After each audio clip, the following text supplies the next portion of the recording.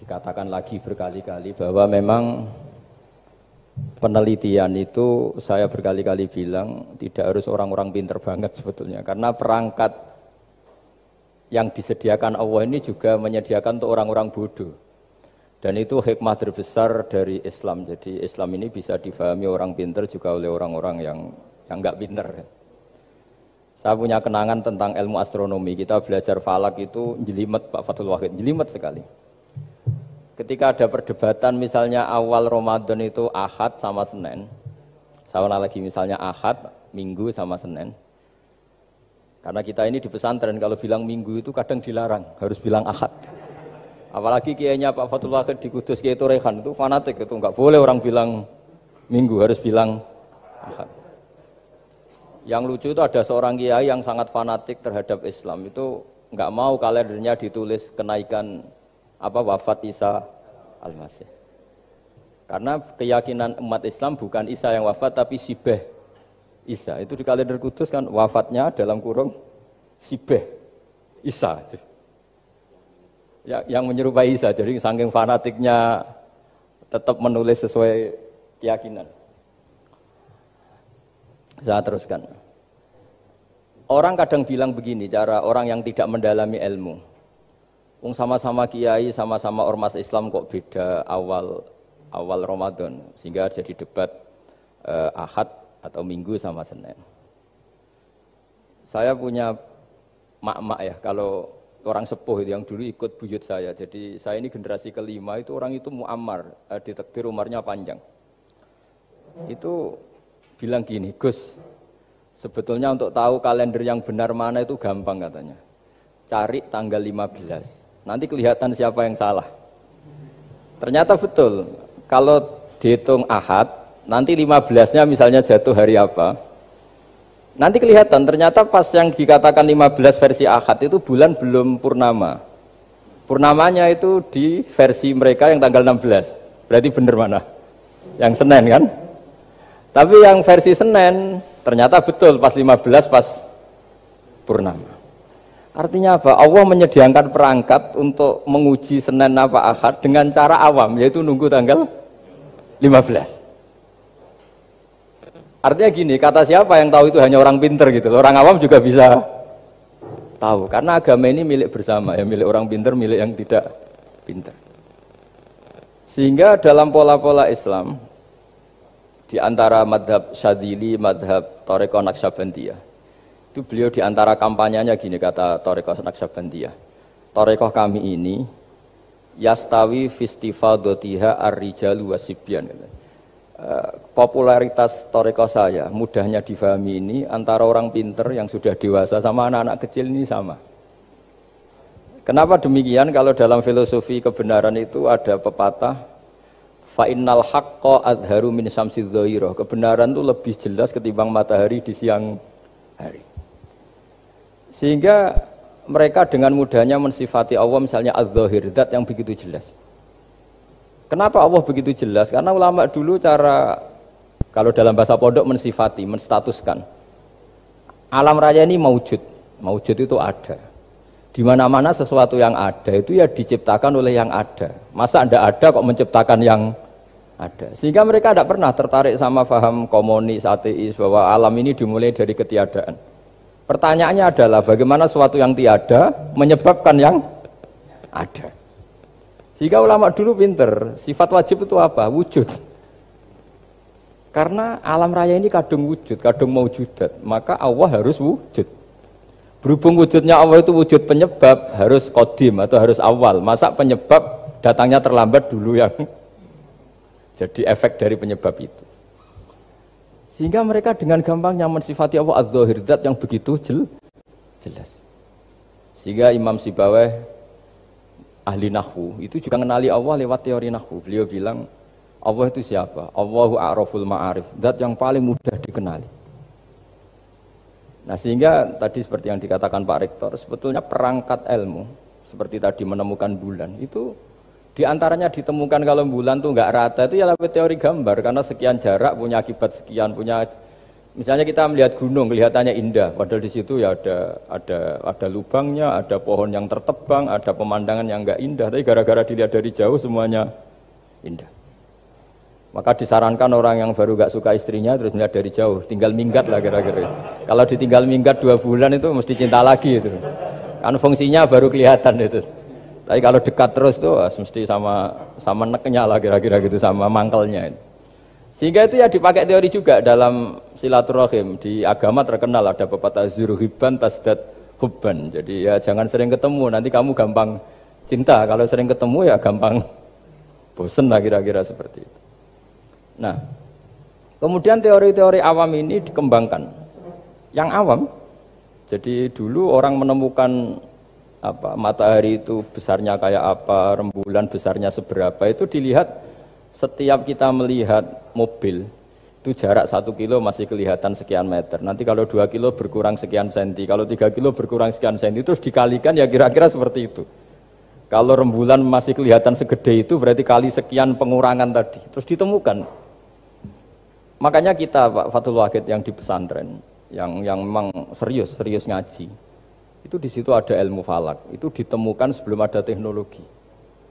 Jadi kita tahu gerhana itu lamanya berapa, terus yang kena gerhana sisi mana, terus itu dihitung. Karena dari dulu sains, ilmu itu di atas teknologi. Jadi kalau keyakinan kita di pesantren, teknologi itu hanya menyumbang nggak sampai 30%. Jadi orang bisa menemukan pesawat misalnya itu karena melempar batu, kalau masih ada tekanan batu itu tidak akan jatuh. Padahal batu itu tidak ada mesinnya, asal ada tekanan dia tidak jatuh. Terus dihitung. Kecepatan berapa yang menjamin sesuatu itu tidak jatuh. Hanya ditemukan pesawat, meskipun mau landing harus tetap banter, karena kalau tidak banter jatuh. Itu dihitung, artinya dari sains dulu, baru ditemukan teknologinya untuk gimana supaya tetap kecepatan sekian itu ketika mau landing. Nggak boleh pesawat direm, kalau direm ya jatuh, karena tadi seperti batu dilempar, dia nggak jatuh ya kalau masih ada tekanan. Sehingga instrumen itu ditemukan juga di bab tauhid. Saya punya kitab namanya Hasyiatut Turmusi, dikarang ulama top Indonesia, namanya Syekh Mahfud At-Turmusi. Itu beliau cerita, Imam Al-Amudi itu ulama top, tapi dia itu unik, tiap ngajar santrinya itu ngajar matematika, ngajar ilmu eksak. Terus ditanya, sampai muridnya itu ragu, ini guruku masuk surga enggak, ini kiai kok hanya ngajar matematika. Ya kira-kira ngajar, ya seperti mahasiswa jenengan kan, ini rektor masuk surga enggak, ngomong teknik terus gitu loh. Tapi gurunya kayaknya enggak terima, diudhoni santrinya itu enggak terima, karena beliau seorang wali. Murid-muridnya itu bermimpi. Ini penting saya ceritakan, mungkin agak aneh di dunia kampus ya, di bab ini. Kalau dalam teori kita, Pak On itu, mimpi sama nyata, melihat itu otoritatif mimpi. Ini yang agak aneh di ilmu pesantren. Jadi melihat jenengan langsung dengan mimpi itu otoritatif mimpi. Karena mimpi ru'yal mukmin dijamin oleh Rasulullah sama dengan 46 juz'un minan nubuwah. Jadi persennya itu besar sekali, 46% dari juz'un minan nubuwah, otoritatifnya. Nah tentu tidur yang benar. Logikanya gini, kata-kata kitab-kitab menjelaskan. Orang kalau melihat langsung itu pasti terpengaruhi oleh cinta atau tidak cinta, senang atau tidak senang, sedang butuh apa enggak. Jadi kalau saya sedang butuh dengan Pak Rektor itu melihatnya dengan penuh harapan. Jadi kalau saya sakit mau mati itu senang lihat dokter karena ini harapan, Rektor nggak ngefek gitu kan gitu. Tapi kalau saya politikus ngelihat ketua partai itu lebih respect ketimbang melihat dokter. Jadi gara-gara banyak kepentingan ini melihat itu nggak pernah jujur gitu. Nggak pernah jujur. Jadi kebodohan manusia justru karena melihat itu kalau dalam teori kita. Makanya kalau dalam teori pesantren itu kebalik, anna sunyamun wa idza matu intabahu. Manusia itu hakikatnya tidur, baru setelah mati bangun. Misalnya kita di dunia nganggap uang itu penting, harta itu penting, jabatan penting. Setelah kita mati ternyata yang paling penting itu hanya sujud. Karena kamu itu kenangan ketemu Allah terbaik itu sujud. Yang kita anggap penting di dunia semuanya tidak penting. Yang kita anggap sepele kayak sholat ternyata itu super penting. Tapi sadar itu nunggu nanti di akhirat. Ya, saya ini termasuk syukur yang sadar sebelum sampai akhirat. Jadi termasuk orang yang beruntung lah gitu. Nah, kenapa mimpi itu begitu penting? Karena tadi ketika orang tidur itu off semua, sistem sarafnya, sistem apanya. Yang ada hanya pengendalian Tuhan. Karena dia tidak bisa mengendalikan dirinya sendiri. Apalagi kalau tidurnya benar ya tentu pakai wudhu, terus pakai doa-doa, terus menghadap kayak mayit itulah, standar mayit itu menghadap ke kiblat kayak posisi mayit itu. Sehingga dia ada intervensi pada dirinya sendiri, ya tidak punya keinginan dari dirinya sendiri. Kamu kan nggak bisa ingin wah tidur ingin ketemu wanita cantik kan tidak bisa nentukan gitu. Akhirnya ya benar-benar hanya milik Allah. Apalagi kalau kita bacanya benar, terus pikirannya benar.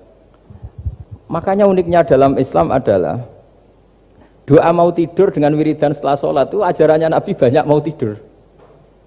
Wiridan subhanallah 33, alhamdulillah 33, Akbar 33 dan disempurnakan seterusnya itu ijazah Nabi kepada Sayyidah Fatimah itu untuk mau apa? Tidur. Bismika wada'tu jambi wa bismika arfa'u sampai doanya panjang. Allahumma aljatu zuhri ilaika, panjang sekali doa mau tidur. Saya yakin jenengan ndak hafal dan ndak. Paling ya bismika wada'tu jambi apa? Bismika Allahumma ahyawamu. Itu sebagian ustaz bilang itu doa ngaji katanya. Ada seorang ustaz saking mangkelnya, ibu sudah baca doa ngaji? Belum, tadi juara bismika Allahumma ahya bismika wa amut. Wah itu kan doa mau tidur Pak Ustaz. Iya biasanya kalau ngaji tidur. Jadi doa itu kalau itu doa mau. Akhirnya mimpi itu penting. Karena di situ manusia enggak punya nafsu, enggak punya keinginan. Sehingga yang ada itu kata Nabi itu ada sittatun wa arba'una juz'an minan nubuwah. Sehingga dulu itu mimpi itu jadi sarana betul. Kita tahu kan cerita orang-orang dulu, Fir'aun itu kurang jahatnya, kurang kelirunya. Dia mimpi ada api dari Bani Israel yang membakar kerajaannya. Dan semua pentawilnya sepakat, itu maksudnya Anda akan dihabisin kerajaan Anda oleh bayi dari Bani Israel. Begitu juga raja zaman Nabi Yusuf, itu mimpi kalau ngalami ada 7 sapi yang gendut, dimakan oleh 7 sapi yang kurus. Jadi mimpi itu sarana, bahkan dari orang kafir. Karena ya tadi yang preman ya enggak ada premannya, yang soleh ya enggak ada solehnya, semua dikendalikan oleh Allah Ta'ala pas tidur. Sehingga tidur ini menurut agama lebih otoritatif, asal dengan tidur yang benar. Jangan tidur sambil ngerokok, terus terbangun karena ininya kena itu. Nah, cerita-cerita unik begini, kalau tidak orang pesantren itu tidak tahu. Karena ini memang khas pembalikan satu fakta yang diyakini orang banyak. Sehingga ulama dulu itu cerita, ini saya teruskan. Imam Amudi itu akhirnya murid-muridnya mimpi. Mimpi di situ tanya, Pak Ustadz, Anda masuk surga enggak ketika hidupnya hanya nerangkan matematika? Oh iya, saya bahkan enggak sekedar di surga. Malaikat dikumpulin Allah untuk mendengarkan presentasi saya ngajar matematika. Jadi kata dia cerita, Allah bilang gini ke malaikat, hei para malaikatku, kenapa kamu iman sama saya? Ya karena saya melihat engkau ya Allah, melihat kekuasaan engkau. Tapi imannya orang ini itu melebihi iman kamu.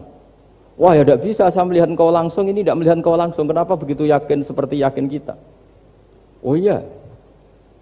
Terus Imam Amudi, silahkan ajari matematika. Imam Amudi mulai ngajari matematika. Terus beliau ngajari ya sederhana. Angka 2, 3 sampai ribuan sampai jutaan. Itu bin nisbat ilal wahid, nisbatun wahidah. Yaitu nisbatul far'i ilal asli. Hanya ngajar itu dok. Dunia ini apapun banyaknya variannya, apapun banyak makhluknya, itu semuanya adalah nisbatul far'i ilal asli. Angka 2 ya cabangnya 1, 1 juta ya cabangnya 1, semua itu dimulai dari 1. Jadi di mana-mana hitungan itu dimulai dari 1. Dan 1 ini harus ada, yaitu Tuhan. Matematika akhirnya malaikat, wah keren juga maksudnya. Keren juga maksudnya.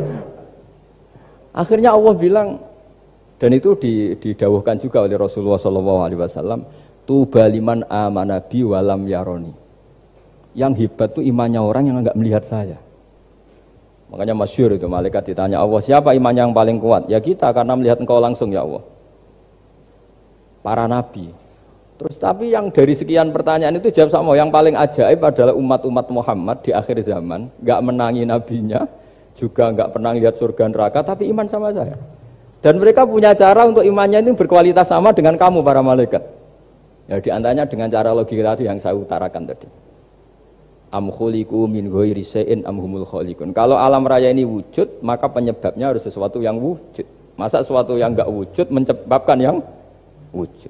Kalau angka 10 ada, 1 juta ada, pasti dimulai angka 1. Makanya nisbatus naini wal arba'ah ila ma la nihayata laha, itu semuanya nisbatul far'i ilal asli. Semua angka berapapun jumlahnya itu binisbat ilal wahid adalah nisbatul far'i ilal asli. Itu cara-cara, makanya tadi kajian ilmu itu tidak ada habis-habis. Makanya perasaan saya itu kemungkinan orang Islam jadi ateis itu kecil, Pak Fathul Wahid. Saya punya kitab, ini saya ulang lagi, kitab calon wali. Kenapa saya sering cerita wali? Kalau di kampus itu kan orang inginnya ya jadi dekan, jadi rektor atau jadi menteri lah kira-kira gitu.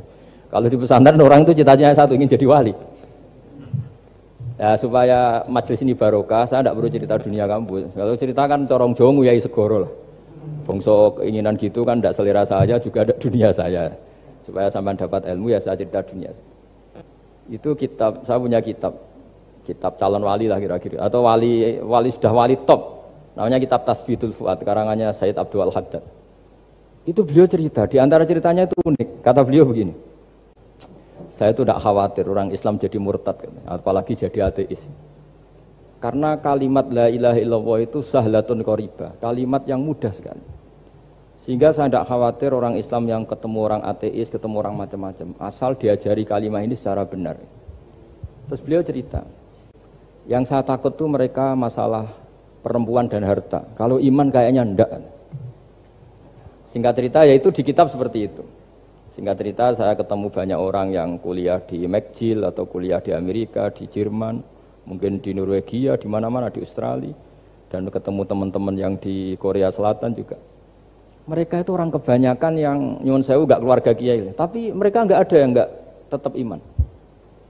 Ketika saya tanya, kenapa Anda tetap iman? Padahal ada beberapa negara yang lebih stabil, lebih makmur dibanding negara yang mengklaim sebagai negara Islam. Itu cara berpikir ya sederhana. Enggak lah Gus, kayaknya kok Tuhan kok ada tanggal lahirnya, enggak lah, kayaknya yang namanya Tuhan tuh ya awal lah. Masa pencipta langit bumi dituhani orang yang lahirnya di bumi, kayak enggak lah kayaknya. Jadi ya berpikir sederhana. Padahal ya kurang ajarnya Masya Allah.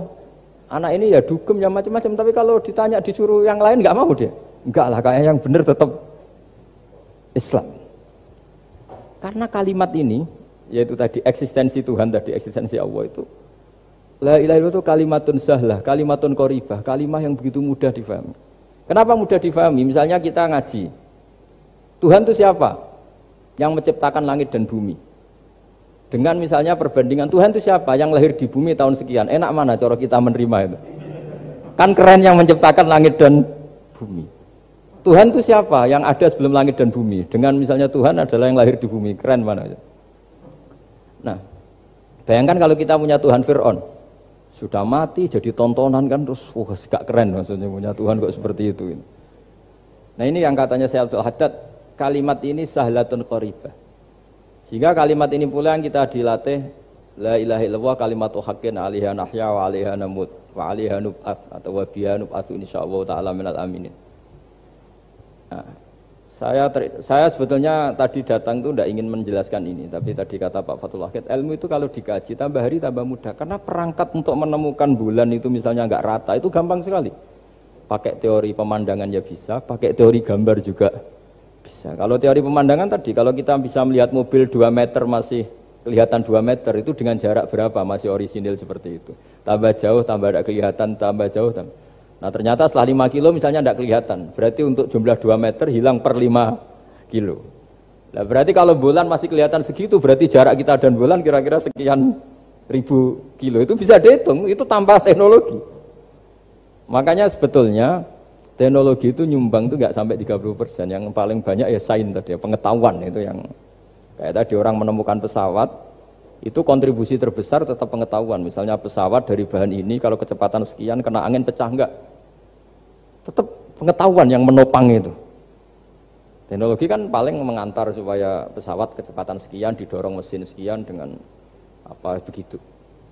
Nah pesantren seperti kita ya, saya ini dididik Mbah Mun, dididik bapak saya, buyut-buyut saya, kiai, itu sekali alim, yang alim betulan, itu ya alim betul. Ya karena memang yang repot nih nyuwun sewu yang agak-agak dukun itu ya ribet itu. Penting rambutnya gondrong, terus terkenal gak pernah mandi, terus nanti ada orang tertentu tertarik minta doa. Ini yang ribet ini, susah ini sertifikasinya susah ini karena. Tapi kalau kita ini di pesantren yang coro sertifikasinya jelas. Jadi berani jadi Gus harus bisa baca Mu'in gitu, berani jadi Kiai harus bisa baca Wahab. Aturan mainnya jelas kalau di ini. Yang repot tuh yang sebagian itu aturan mainnya tidak jelas. Terus promosinya itu pernah datangi menteri loh, pernah datangi wah ya ribet kalau ukuran keren tuh didatangi apa? Menteri atau pejabat. Saya teruskan ya, karena ilmu itu harus menyelamatkan kita sampai di depan Allah Subhanahu wa Ta'ala. Nah, ketika kita menyifati Allah itu az-zahir, zat yang begitu jelas. Itu kalau kita kan kok begitu jelas padahal nggak bisa dilihat, terus kita sendiri tidak pernah melihat. Tapi eksistensi Tuhan sebagai Tuhan, yaitu al-wajibil wujud, itu jelas sekali karena nggak mungkin suatu yang wujud diciptakan oleh yang tidak wujud. Kenapa harus awal? Masa pencipta datangnya terlambat? Terus juga harus bakok itu abadi atau al-akhir kalau dalam bahasa Quran. Masa zat yang superior kemudian kalah sama yang diciptakan. Berarti nanti ada kekuatan besar yang mengalahkan Tuhan. Ya kan aneh, kekuatan ini dalam kendalinya kemudian Allah kalah kan tidak mungkin. Makanya disebut al-akhir. Allah pasti tidak ada yang mengalahkan. Terus diantaranya lagi disebut qiyamuhu binafsihi. Kalau dalam bahasa Quran disebut al-qayyum. Zat yang berdiri sendiri. Enggak boleh Tuhan butuh yang lain. Kalau butuh yang lain berarti bergantung pada yang lain. Dan enggak usah jadi Tuhan lah kalau masih butuh yang lain. Sehingga karena kekuatan ini, saya ulang lagi, karena kekuatan ini, ketika anak-anak mahasiswa kuliah di Jerman atau di Swiss, di negara-negara yang lebih bahagia ketimbang negara yang mayoritas muslim, itu mungkin mereka tertarik sama sistem negara itu karena ada jaminan sosial ini. Tapi nggak pernah tertarik sama Tuhannya negara itu. Karena dihitung-hitung tadi Tuhannya mesti keren kita gitu. Jadi, nah ini cerita ke saya Abdul Haddad. Kata saya Abdul Haddad, kamu tidak usah khawatir lah umat Islam murtad atau jadi ateis gitu. Karena penjelasan tauhid Islam itu begitu jelas. Jadi by design manusia itu pasti nerima tauhid kira-kira gitu. Jadi ini pentingnya adz-dzahir. Jadi Allah itu begitu apa? Jelas. Tapi Allah juga mensifati dirinya al-batin. Nah, al-batin itu gak mudah dikenali. Kenapa? Karena tubuh kita desainnya ini profan. Tubuh kita tidak sempurna, rentan. Nah, tentu sesuatu yang nggak sempurna ini tidak bisa melihat zat yang super apa? Sempurna. Kita bisa rusak sementara Allah tidak. Nah karena alasannya tubuh kita ini didesain untuk rusak, maka di surga itu keyakinan para ulama orang bisa melihat Allah karena desain tubuhnya sudah dirubah dari desain profan menjadi keabadian. Sehingga di sini terus ada kelayakan melihat. Itu pun tetap min ghairi kaifin walan hisorin, tetap ya bisa melihat, tapi corong Jawa itu kecelok melihat, tapi tidak sampai faham. Karena bagaimanapun Allah itu la tudrikul absar wa huwa yudrikul absar. Bagaimanapun Allah itu laisa kamitslihi syai'un, tidak ada padanannya. Jadi makanya Allah punya sisi adz-dzahir bisa dikenali sekali. Kenapa? Ya tadi nisbatus naini wal arba'ah ila ma la nihayata laha itu nisbatul far'i ilal asli. Saya punya kitab Pak Fathul Wahid, diajar Mbah Mun dulu, kitab Al-Husunul Hamidiyah. Itu yang ngarang itu ya kayak kelihatan ngawur, tapi ngawurnya orang alim. Jadi di situ ada gambar, gambarnya itu nggak jelas. Mungkin pengarangnya juga nggak bisa gambar kayaknya. Wah bulat, benang bulat ada, gambar gunung ada, gambar yang tambah ngawur ya banyak sekali. Gambarnya itu nggak ada yang jelas. Tapi dari nggak jelas itu beliau bilang gini, gambar yang bulat ini, yang nggak jelas ini, tetap kamu punya rumus kan? Itu dimulai dari satu titik. Mau gambar gedung tingkat 5, mau gambar hutan ada harimaunya, tetap dimulai dari satu titik. Ya alam raya ya seperti itu, mau ada Mars, cek, mau ada Jupiter, kayak tetap dimulai dari situ titik. Nah ini namanya nuqtatul wujud, titik kewujudan, yaitu Allah Subhanahu wa Ta'ala. Sehingga ketika kita ngaji, ketika di pesantren dulu, penjelasannya adalah Al-Quran maknanya dipadatkan di Fatihah, Fatihah dipadatkan di Bismillah, katanya Bismillah dipadatkan di titiknya Ba. Nah titik ba ini dianggap titik awal wujud, bi kana makana wa bi yakunu ma yakun. Kira-kira Allah mentitahkan karena saya semuanya yang ada dan karena saya yang mau ada bisa saya adakan. Nah, itu sirinya lah. Jadi menerangkan tauhid itu pakai gambar. Gambarnya keliru sekali lah kalau dalam orang seni mesti melihat gak seni itu. Karena dia agak butuh gambarnya, butuh mau menjelaskan bahwa dunia sebanyak ini, bahwa alam raya sebanyak ini tetap dimulai dari satu titik. Nah, sehingga di sini ada tauhid qul huwallahu ahad, Allahus samad, tak seterusnya. Nah, saya mohon lewat penjelasan ini ya, baik orang yang ahli teknik maupun ahli medis, ahli apa saja, tolong latihlah memberi penjelasan yang mudah sehingga agama ini mudah dicerna. Sehingga kalau ini dijelaskan cara mudah, beragama itu jadi gampang. Makanya ciri utama agamanya orang-orang baik itu satu, man radiya billahi robba. Radiya itu senang banget. Kenapa senang banget? Karena memang agama ini nyaman, indah. Jadi datang dengan kebenaran yang mudah dicerna. Coba kalau agama ini datang dengan cara misalnya gini, kamu harus menuhankan ini. Dan kita tahu itu lahirnya di bumi. Kan ada yang ganjel. Kok Tuhan sama buminya dulu, buminya ini gimana ini? Kan pusing. Bu Anda profesor nggak bisa jawab itu. Tapi kalau Tuhan itu adalah yang ada sebelum langit dan bumi kan, ya iyalah masa Tuhan terlambat datangnya kan, terus enak itu menerimanya itu. Makanya di antara kekalahan Fir'aun berdebat, ya Nabi Musa ya Nabi lah, juga proses ya. Nabi Musa ketika ditanya Fir'aun, wa ma rabbul alamin, Tuhan kamu itu siapa? Jawabnya Nabi Musa, rabbus samawati wal ardi, yang menuhani langit dan bumi. Itu Fir'aun masih bisa ngeles.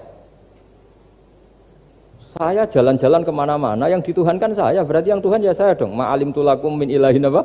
Ghairi, kata Fir'aun. Soal Tuhan kamu di langit, begini kata Fir'aun. Haman dipanggil, Haman bikinkan piramida yang paling tinggi, saya ingin melihat Tuhannya Musa. Musa bingung kan?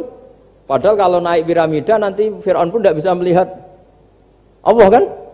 Wong yang Nabi yang kiai aja gak bisa melihat, apalagi Fir'aun. Padahal celakanya ketika dia tidak melihat Allah, dia akan mengatakan Allah itu tidak ada, ribet kan?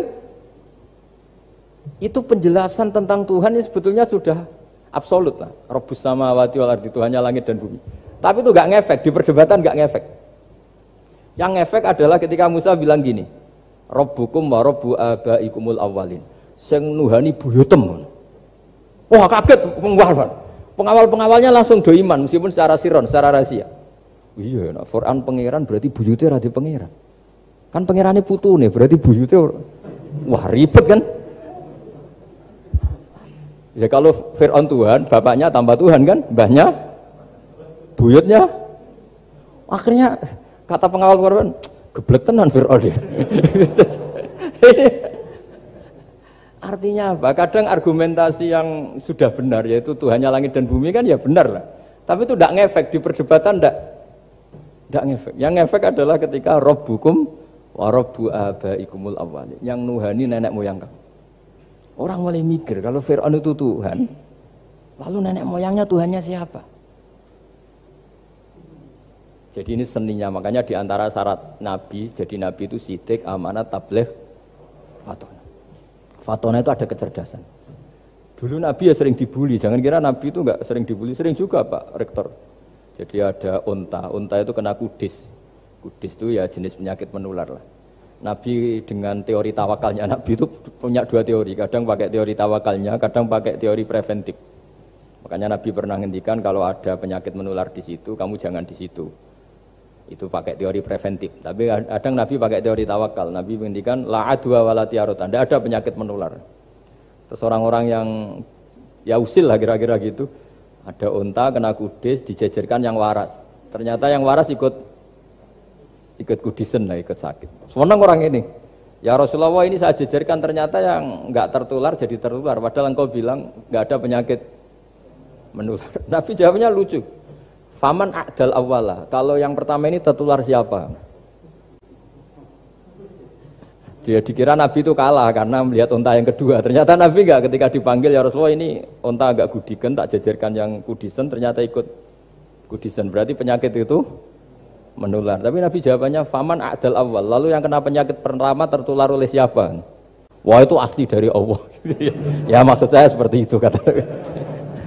Nah itu yang dikatakan fatona. Jadi Nabi itu harus punya sifat apa? Fatona. Karena dengan kecerdasan itu Nabi bisa berargumentasi. Kayak tadi, Ketika Fir'aun dikatakan Allah yang menuhani langit dan bumi, Fir'aun masih mengklaim dia Tuhan. Karena di mana-mana dia dituhankan. Tapi ketika diingatkan bahwa kamu anak seorang manusia, punya bapak, punya kakek, punya buyut, punya canggah kalau bahasa Jawa. Lalu kalau kamu yang Tuhan, dan Tuhan dimulai Anda, lalu mbah-mbah kamu Tuhannya siapa? Gak bisa jawab kan? Akhirnya banyak punggawa yang saat itu iman. Jadi iman itu bisa menghunjam kepada siapa saja termasuk yang orang-orang topnya Fir'aun. Sehingga ketika Fir'aun rapat Musa harus dibunuh besok, tangkap besok. Sebagian mereka itu membocorkan informasi itu. Datang ke Musa, tadi malam kita ikut rapat, keputusannya Anda dibunuh, maka larilah kamu. Itu barokahnya iman. Artinya ya karena logika Musa lebih masuk akal, ya mereka lebih percaya sama Musa. Tapi gara-gara profesi ya tetap kerja, dan yang mulai ribet tuh ya mulai ribet jadi makanya kamu jangan tanya kaifa hukmul mukmin sing yukhfi imanahu, bagaimana hukumnya orang mukmin yang menyembunyikan imannya demi aman. Ya tidak usah kamu jawab, kalau kamu jawab boleh ini kok kayak pecundang, kamu jawab haram, pernah terjadi itu. Wa qala rajulun mu'minum min ali fir'auna yaktumu imana. Ini khazanah ya, jadi saya mohon mengkaji Islam itu harus dengan sisi-sisi yang bisa difahami orang pinter juga orang bodoh. Kata Imam Ghazali banyak itu, karena hadatin itu harus difahami orang pinter juga orang bodoh. Terus contoh yang paling populer tentu sering saya utarakan masalah iddah.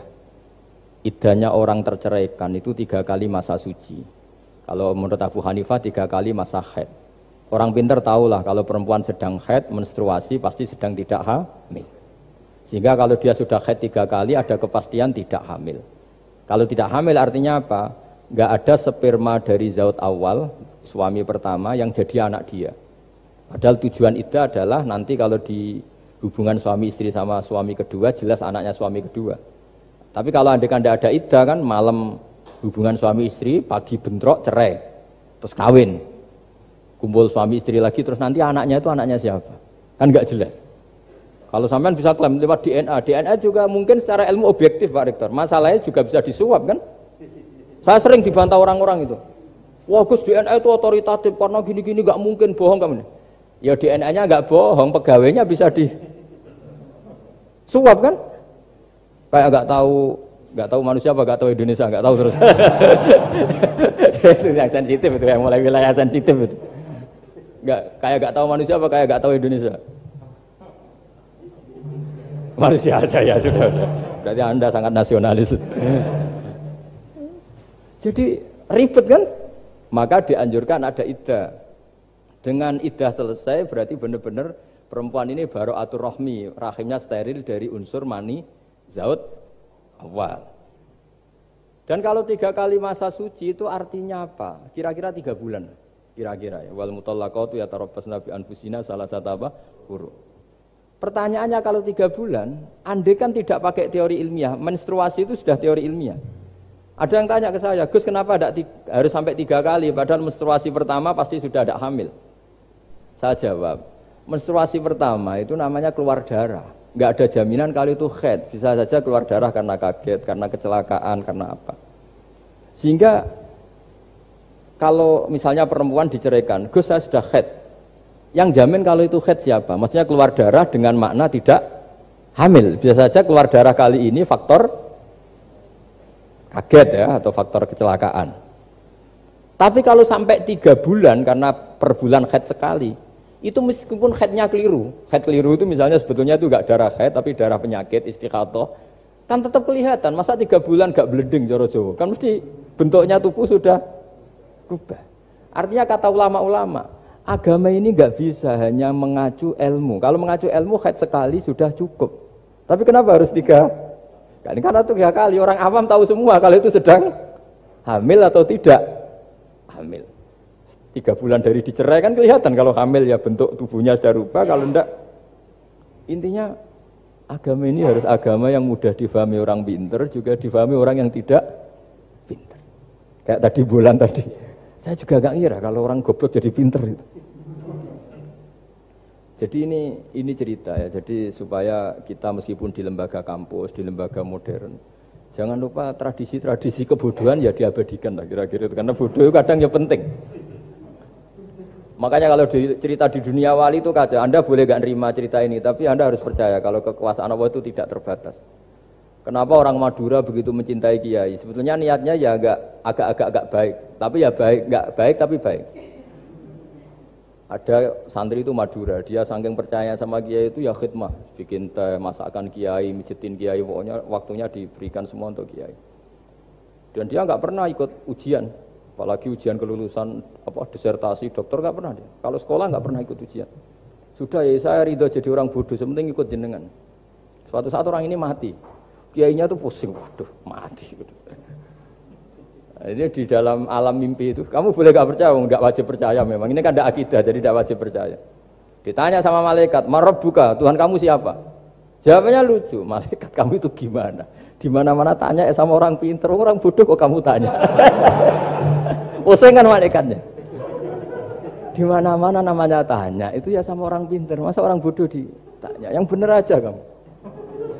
Makanya bodoh ini ya senjata, makanya ini kita kalau pinter ya alhamdulillah, kalau bodoh ya alhamdulillah. Karena bodoh itu penting. Kalau negara ini tidak makmur, yang disalahkan mesti para rektor. Gunanya apa ada rektor kalau nggak solusi bagi bangsa ini? Orang bodoh pasti nggak disalahkan kan? Nanti kalau ada hisab, kenapa Indonesia carut marut? Yang dipanggil Allah itu menteri, rektor, pasti itu. Apa kontribusi Anda sebagai orang pinter, sebagai profesor, sebagai orang bodoh aman? Santai, nggak kena panggilan kan? Karena Anda harus bertanggung jawab. Akhirnya terus malaikat tanya, lalu yang pinter siapa? Yang di atas itu, kiainya yang nalkin itu, yang di atas itu. Walhasil kiainya itu karena wali itu dengar. Ya wele cung bodoh kok terus nganti wis mati.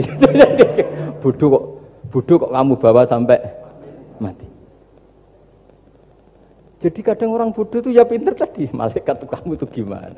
Di mana-mana tanya itu ya sama orang pinter. Orang bodoh kok kamu tanya? Ya ribet kan kalau sudah ketemu seperti itu. Nah, Nabi juga sering ngalami dialek sama orang bodoh. Kadang Nabi yang ngalah, kadang logikanya orang bodoh itu lebih gampang. Itu ada orang pencari dop itu semacam kayak biawak ya. Tapi tidak biawak, kayak semacam biawak. Ketemu Nabi, kamu tahu kalau saya ini Rasulullah? Tidak tahu ya.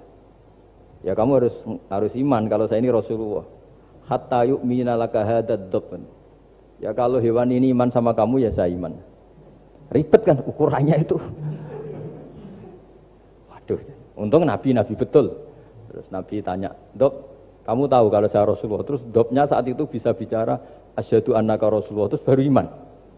Imannya tanya, kenapa kamu iman sama Rasulullah? Hewan aja tahu kalau dia Nabi, apalagi manusia. Sehingga masyhur itu di acara-acara kita, kalau wadhabbu wal ghazalah yasyadani laka bir risalah. Itu wadhabbu wal ghazalah yasyadani laka bir risalah. Sehingga, nah kekeliruan kita, saya sering ngomong di mana-mana, matur di mana-mana. Masyarakat Indonesia mayoritasnya tetap yang nggak pinter. Orang Islam mayoritas yang enggak pinter. Lalu orang enggak pinter ini diabaikan sehingga mereka tidak jadi energi yang luar biasa untuk mengawal Islam atau mengawal Indonesia. Itu keliru menurut saya. Menurut saya orang-orang yang enggak pinter pun itu punya nurani. Zaman kita dijajah Belanda, itu tidak semua orang rektor, tidak semua orang profesor, tidak semua orang kiai, tidak semua orang alim. Mereka orang-orang yang enggak terpelajar, tapi tetap tahu caranya melawan apa? Belanda, melawan penjajah. Karena tadi manusia ini diciptakan itu sudah punya pengetahuan. Seperti mukadimah dibaca Pak Rektor, Iqra wa rabbukal akram alladzi 'allama bil qalam 'allamal insana ma lam ya'lam. Jadi bawaan manusia itu akan tahu untuk sesuatu yang perlu diketahui meskipun dia orang bodoh. Saya ulang lagi, meskipun mereka orang apa? Orang bodoh. Ya, di sini nih Islam datang yastawi fistifadatiha fistifadati syariah ar-rijalu wasibyan, bahwa ukuran kebenaran itu adalah siapapun mudah tahu. Bahwa angka 2, angka 3, angka 5 itu adalah far'ul wahid, cabang dari angka 1. Fal aslu huwal wahid, yang asli adalah angka 1. Dan 1 ini harus 1. 0, itu ditemukan untuk setelah ada angka 1, jangan keliru kamu. Tanpa ada angka 1 tidak ada 0, 0, ada gunanya kalau ada 01. Misalnya ada orang bilang, tapi kan ada 0,5, tetap saja harus ada angka 1, nggak bisa. Kamu bayangkan 0,5 kan karena ada 1.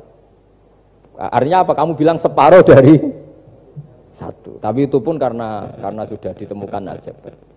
Makanya kalau dalam matematika Arab, mungkin di sini banyak orang eksak. Kalau matematika Arab itu mudah sekali, Pak. Orang Arab itu nggak mau bilang 2,5. Misalnya zakatnya tijarah itu 2,5. Itu kan kalau kita zaman SD kan garap porogabit. Itu orang Arab nggak mau. Saya pernah cepet-cepetan garap matematika, yang ahli matematika sama saya, itu cepet saya. Karena saya pakai matematika bodoh. Justru itu gampang. Kalau orang Arab cara berpikir gini, kalau bilang 2,5 itu rubu'ul usur. Apa? Rubu'ul usur. Dari rubu'ul usur gini, 1/4 dari 1/10. Jadi misalnya 100 1/10-nya berapa? 10. Setelah 10, 1/4-nya berapa? 2,5. Jadi bertahap, rubu'ul usur. Sehingga misalnya gitu, 1 juta kan angkanya nolnya kan 6. Kalau kamu porogabit 2,5 kan kuweselan dia porogabit. Kalau orang Arab gampang, 1 juta 1/10-nya berapa? 100. 1/4-nya 25. Berarti 2,5-nya 1 juta 25.000. Orang Arab bilangnya rubu'ul usur. 1/4 dari 1/10. Jadi di 1/10-kan dulu baru di 1/4. Jadi lebih cepat. Sampai pakarnya tanya, Gus kok bisa gini? Wah, aku anak kiai ngawur ya. Saya ini, makanya banyak orang pesantren itu pintar matematika. Sebetulnya matematika yang model, ya sebetulnya kayak agak model bodoh itu. Tapi itu gampang, orang awam gampang.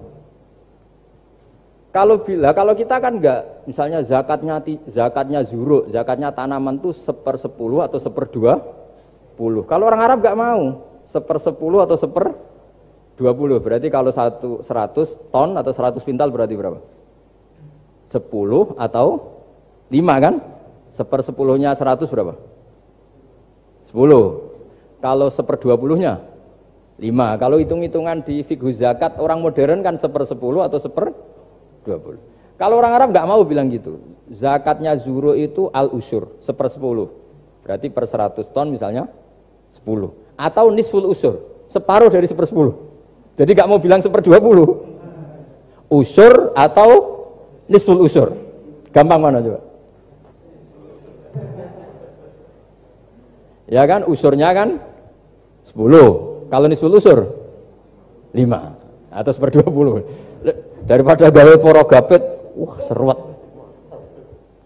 Jadi kita ini yang kelihatan goblok matematikanya ya pinter juga gitu. Meskipun ya tetap goblok karena ada nekuni gitu. Sehingga di pondok itu ya dulu diajarkan faraid, falak itu ya gampang sekali karena memang hitungan Arab gitu. Kalau bilang 2/3 itu sulusani apa? Jadi 6. 2/3-nya 6 berapa? 6 sulusnya berapa? Sepertiganya 2. Nah, 1/3 itu 1/3 2 kali. Berarti berapa? 4. Ya, 6 itu 2/3-nya kan? Pokoknya bahasa Arabnya sulusan. Kalau orang terjemahnya berapa? Kalau orang 2 kali 1/3 apa? 2/3. Sulusan itu 2/3. Nah, itu kalau orang Arab bilang enggak 2/3, sulusani. 1/3 2 kali. Jadi 6 di 1/3 dulu 2. Nah 2 itu 2 kali. Berarti berapa? 4. Jadi itu. Nah Quran itu ya kira-kira gitu. Jadi kelihatannya goblok, tapi itu pinter itu. Yang porogabit kelihatannya pinter, tapi tidak pinter. Ukuran orang pinter yang mempermudah yang sulit. Jangan mempersulit yang mudah kan itu. Makanya saya bilang ini yang pinter yang mana itu. Nah, saya kembali lagi ke tadi. Jadi agama ini datang dengan sebegitu mudah. Sampai matematika yang katanya sulit, itu matematika Islam itu mudah sekali. Karena tadi, misalnya kalau 1 miliar zakatnya 2,5% berapa? Kan pusing kan? Tapi kalau kamu pakai teori rubul usur 1 miliar, usurnya 100 juta. 1/4-nya 25 juta. Berarti per 1 miliar. Gampang mana coba sama ngomong itu? Nanti ada yang nyeleduk, gampang kalkulator Gus. Ya ribet lagi kan kalau kalkulatornya pas hilang. Atau pas dipakai anaknya belajar daring, ribet kan HP-nya. Jadi ini cerita ya, jadi seperti yang dikatakan Pak Rekro tadi, sebetulnya ciri utama ilmuwan atau ulama atau profesor atau doktor itu usahakanlah yang mudah itu, yang sulit itu menjadi apa? Mudah. Yuridu wa bikumul yusra wa la yuridu bikumul usra. Sehingga kata Imam Alamudi, dia menjadi wali besar itu justru karena belajar tauhid. Yang dari belajar matematika tadi, dari matematika dia tahu bahwa angka berapapun jumlahnya itu binisbat ilal wahid, itu semuanya nisbatul far'i ilal asli. Semua itu cabang dari satu. Alam ini kayak apa besarnya, apa Mars, ada Jupiter, tetap semuanya nisbatnya ke Allah adalah nisbatul far'i ilal asli. Semua itu diciptakan oleh pokok yang satu, yaitu Allah Subhanahu wa ta'ala. Saya kira demikian.